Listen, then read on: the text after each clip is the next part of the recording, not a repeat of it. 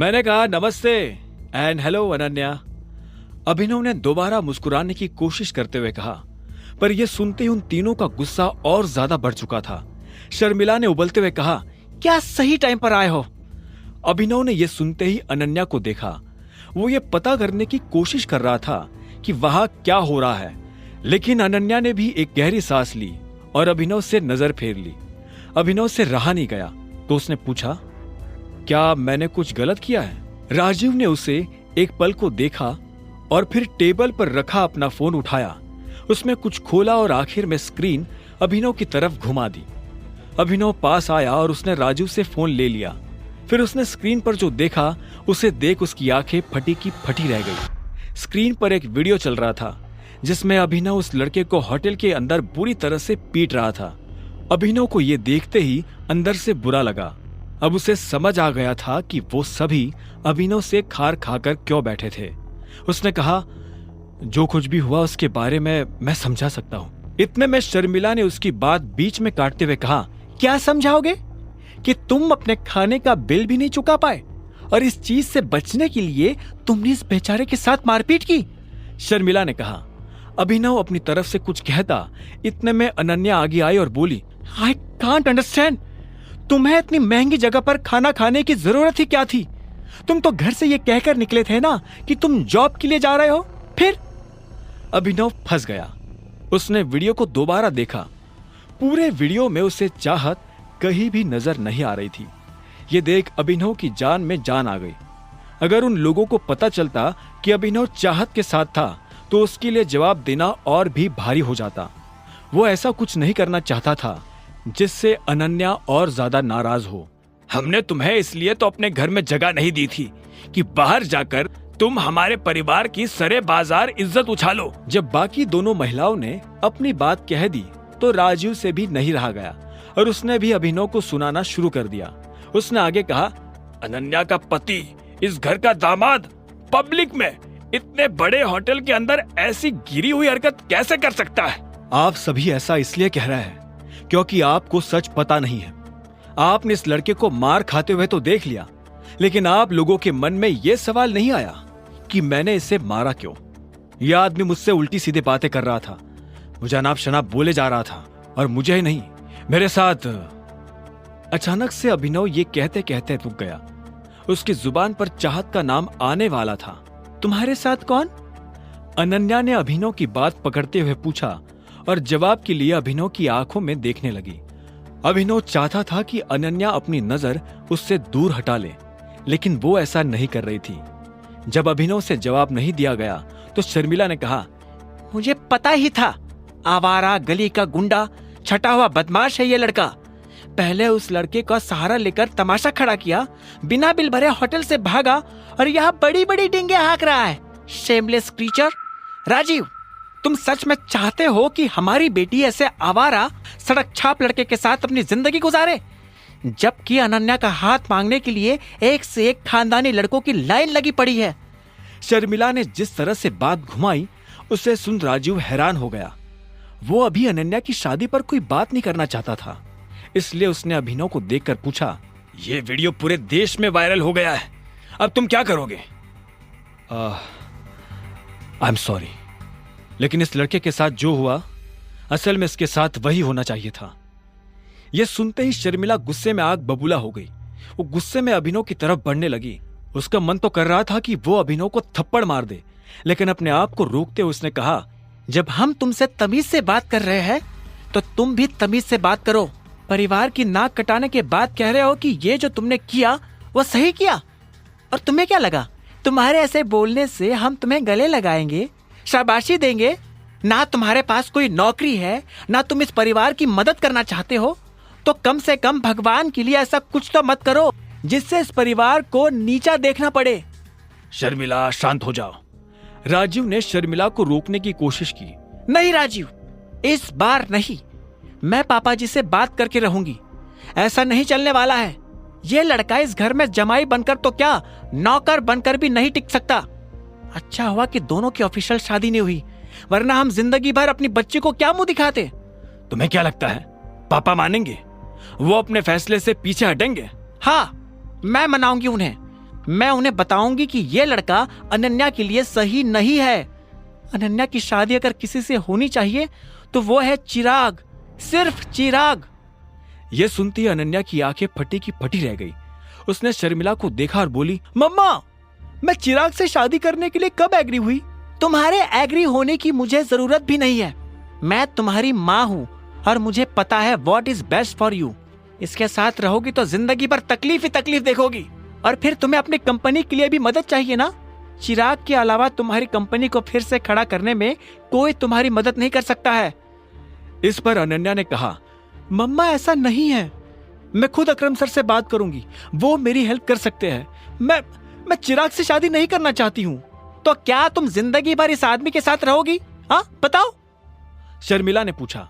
नहीं, मैं इन दोनों में से किसी के साथ नहीं रहना चाहती हूं, अनन्या ने अकड़ के साथ जवाब दिया। तुम्हें अकरम की अकरम सर की मदद किस चीज के लिए चाहिए? अभिनव ने माँ और बेटी की बातों के बीच में आकर पूछा।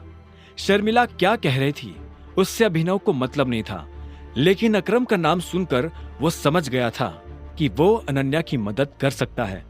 जैसे अभिनव ने इतना कहा तो अनन्या और शर्मिला अभिनव को देखने लगे, लेकिन दोनों ने उसे जवाब नहीं दिया। इतने में राजीव बोला, अनन्या को अपनी कंपनी को फिर से खड़ा करने के लिए कुछ पैसों की जरूरत है। इसके जितने भी शेयर होल्डर्स थे उन्होंने अपने हाथ पीछे खींच लिए हैं। अरे तुम क्यों ये सब इससे बताकर अपना टाइम वेस्ट कर रहे हो? इस प्रॉब्लम में ये क्या कर लेगा?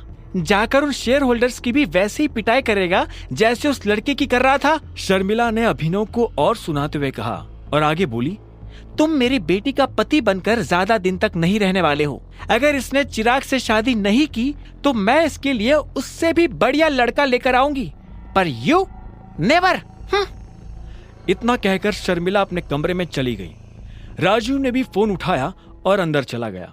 उन दोनों के जाते ही अभिनव ने गहरी सांस ली और अनन्या की तरफ देखते हुए बोला, तुम्हें कितने पैसों की जरूरत है? एके लिमिटेड के साथ पार्टनरशिप की जा सकती है, लेकिन अकरम सर कभी इस चीज के लिए राजी नहीं होंगे क्योंकि इसमें उनका कोई फायदा नहीं है, अनन्या ने ठंडे सुर में कहा। उसकी नजर में अभिनव इस दुनिया का आखिरी इंसान था जिससे वो इस बारे में बात करना चाहती हो। अभिनव ने धीरे से कहा, ठीक है, मैं तुम्हारी मदद करूंगा।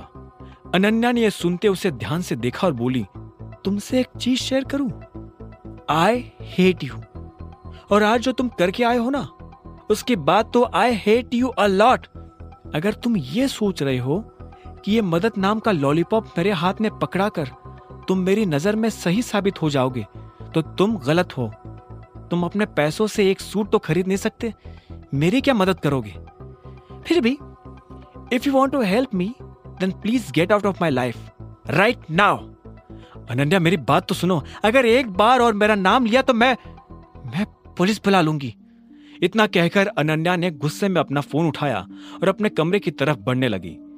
अभिनव को समझ नहीं आ रहा था कि वो कैसे अनन्या को समझाए। उसने गहरी सांस ली और हिम्मत करके उसके पीछे जाने लगा। उसने कहा, मैं मजाक नहीं कर रहा हूं, तुम जिस प्रॉब्लम से डील कर रही हो उसमें मैं तुम्हारी मदद कर सकता हूं। यह सुनते ही अनन्या ने चिल्लाते हुए कहा, बकवास करना बंद करो अभिनव, इनफ। तुम कुछ नहीं कर सकते हो। Ananya trust me, I have a job. मैं अकरम सर की कंपनी में मैनेजर की पोस्ट पर काम कर रहा हूं, अभिनव ने आखिर में कहा। यह सुनते ही अनन्या को हंसी आ गई और वो बोली, ओह अच्छा, तो तुम्हें क्या लगता है कि तुम्हारी पोजीशन परमानेंट है? हो सकता है कि आज अकरम सर तुम्हारे ऊपर तरस खा रहे हो, लेकिन कल वो तुम्हें लात मारकर बाहर भी कर सकते हैं। तुम और तुम्हारे जैसे हजारों लोग उसके लिए कुछ भी नहीं है, समझे? कुछ भी नहीं। नहीं, वो ऐसा नहीं कर सकते, अभिनव ने गंभीर आवाज में कहा। यह सुनते ही अनन्या ने खींचते हुए गहरी सांस ली और बोली, कभी कभी मुझे समझ नहीं आता कि आखिर मैंने ऐसा क्या पाप किया था जो मैं तुम्हारे साथ फंस गई। तुम उस दिन मेरे कमरे में आए कैसे थे? तुम्हें मेरी ही जिंदगी मिली थी बर्बाद करने के लिए। लंबी लंबी फेंकना बंद कर दो। जिसे न अपने घर अपने परिवार के बारे में कुछ पता हो वो क्या मेरी मदद करेगा? और सीरियसली तुम अकरम सर से बात करोगे? तुम लाइक सीरियसली? जाओ और एक बार आईने में अपना चेहरा देखो। इतना लताड़ने के बाद अनन्या अपने कमरे में गई और दरवाजा बंद कर दिया। अभिनव फिर से उसके कमरे के बाहर खड़ा का खड़ा रह गया था। यह सब सुनकर उसे गुस्सा नहीं आ रहा था, बल्कि हैरानी हो रही थी। उसे सच में अपने परिवार के बारे में पता नहीं था। वो बचपन से अकेला था, अनाथ था। उसे लगता था कि उसे आत्महत्या कर लेनी चाहिए, लेकिन फिर उसे लगता था कि इसके बजाय उसे लोगों को प्यार देना चाहिए। उसके जिंदगी में जो आया उसने उसे प्यार दिया, पर कोई पलटकर उसे प्यार नहीं करना चाहता था। अभिनव को इस चीज का मलाल नहीं था। उसे पता था कि उसकी नीयत साफ है। वो जानता था कि अगर नीयत साफ हो तो रास्ते अपने आप खुल जाते हैं। जब अभिनव यही सोच रहा था कि तभी उसके फोन पर एक मैसेज आया। अभिनव ने फोन खोलकर देखा तो पाया ये मैसेज उसके क्लासमेट हरीश का था। वही हरीश जो उसके साथ डिलीवरी कंपनी में जॉब करता था। उस मैसेज में लिखा था, कल शाम को रीयूनियन है, दिए हुए पते पर टाइम से पहुंच जाना। अभिनव जब कॉलेज में पढ़ता था तो सब उसकी गरीबी का मजाक उड़ाते थे। कोई उसके पास नहीं आना चाहता था। इस रीयूनियन में भी उसे इसी कारण से बुलाया जा रहा था, पर फिर भी वो जाता। अभिनव ये सोचकर फिर से नौकरों के कमरों की तरफ बढ़ने लगा। जब वो बिस्तर पर आकर लेटा ही था कि इतने में उसका फोन बज उठा। उसने देखा कि अकरम का फोन था। हेलो टाइगर, मेरी जेनी से बात हो गई थी। तुमने जो कहा है वो हो जाएगा। साथ ही तुम्हारा जो वीडियो इंटरनेट पर वायरल हो रहा है, मैंने उससे हटवाने के लिए बात कर ली है। अभी थोड़ी देर में वीडियो सभी जगह से गायब हो जाएगा। थैंक यू अकरम। और हाँ, मैंने अपना मन बदल लिया है। मुझे तुम मैनेजर से नीचे वाली कोई पोस्ट देना। क्यों? अकरम, असल में मुझे तुम्हारी मदद की जरूरत है। अनन्या किसी प्रॉब्लम में फंसी हुई है और तुम ही उसे निकाल सकते हो। मैं यह भी नहीं चाहता हूं कि अनन्या और उसके परिवार को पता चले कि मैं कौन हूं। तो मैं उन्हें कह दूंगा कि मैंने अपनी मैनेजर की पोजीशन अकरम को मनाने के लिए कॉम्प्रोमाइज की है, और साथ ही उनसे कहा है कि वो चाहे तो कुछ वक्त तक मुझे कम सैलरी भी दे सकते हैं। क्या बात है, बहुत बढ़िया। इससे तुम्हारा काम भी हो जाएगा और पहचान भी छुपी रहेगी। हाँ। अच्छा, और एक चीज, अभी कुछ दिनों में एक ऑक्शन होने वाला है। अलाइना भी वहां आने वाली है। उससे मिलने का इससे बढ़िया मौका तुम्हें नहीं मिलेगा, अकरम ने कहा। यह सुनते ही अभिनव के बदन में झुरझुरी सी दौड़ गई थी। बलराज और डीके ने अभिनव को अलाइना के बारे में इतना बोल दिया था कि अब वो उससे जल्द से जल्द मिलना चाहता था। अब आगे क्या होने वाला था? क्या अपनी पहचान छुपाकर अभिनव अनन्या की मदद कर पाएगा? और क्या होगा जब अभिनव मिलेगा अलाइना से? जानने के लिए सुनते रहिए द रिटर्न ऑफ टाइगर, सिर्फ पॉकेट एफएम पर।